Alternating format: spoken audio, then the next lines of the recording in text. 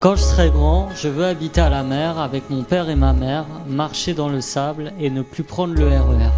C'est les paroles du rappeur Fab en 1998. Quand je serai grand, je veux habiter à la mer avec mon père et ma mère, marcher dans le sable, plus prendre le RER. Parce que parler du tourisme, c'est parler de ceux qui partent, mais c'est aussi parler de ceux qui ne partent pas. Le tourisme, derrière ce mot un peu trivial, on peut mettre beaucoup d'autres mots.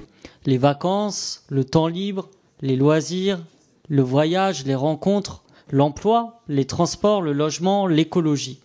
Si on regarde les chiffres de l'année passée, ceci pousserait à l'optimisme. Hausse de 12% par rapport à 2024, avec des recettes qui atteignent 71 milliards d'euros. Il faut dire qu'il y a eu des grands événements qui ont contribué à cette attractivité, comme l'anniversaire du débarquement ou les Jeux Olympiques. Pourtant, derrière ces recettes se cache l'envers du décor. Notamment pour nos concitoyens. 4 Français sur 10 ne partent plus en vacances. Et quand ils partent, ils le font moins longtemps qu'avant, 8 jours en moyenne. Et ils ont diminué aussi leur budget. La vérité est qu'une grande partie n'a plus les moyens de partir, et à ce sujet, je voudrais remercier les associations qui, comme le Secours Populaire, organisent des vacances pour ceux qui ne partent pas. Cela est lié à l'extension de la précarité qui risque encore de croître avec les budgets qui sont en train de passer en ce moment. Et ça a des répercussions sur l'économie du tourisme. Ainsi, les restaurants ont connu une baisse durant la période estivale de 15 à 20% de la fréquentation.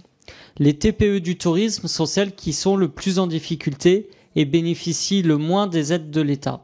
Vous avez parlé du fonds tourisme de savoir-faire, mais il ne s'adresse seulement qu'à 150 TPE. Et votre rapport souligne, avec justesse, l'absence d'un véritable État consolidé de l'effort budgétaire consenti par l'État au bénéfice du secteur du tourisme. Il faut donc que l'on sorte du tourisme à 2 vitesses et que la puissance publique fasse son devoir. Parce que quand les TPE souffrent, d'autres se gavent, comme notamment la multinationale Airbnb, grande gagnante avec les autres entreprises de location saisonnière des recettes de l'année dernière, et cela au détriment de celles et ceux qui vivent dans les zones touristiques et dont il faut aussi parler parce qu'ils peuvent souffrir de phénomènes d'éviction ou d'éloignement des territoires dans lesquels ils ont leur vie. Il y a donc un tourisme à 2 vitesses dans l'économie entre les multinationales d'une part et les TPE, mais aussi pour ceux qui peuvent partir et pour ceux qui ne peuvent pas partir. Pour y remédier, on doit se doter d'une politique publique du tourisme ambitieuse, solidaire, écologique, accessible. Or, nous avons laissé la place à un tourisme bling-bling, de moins en moins accessible à une grande partie des Françaises et des Françaises.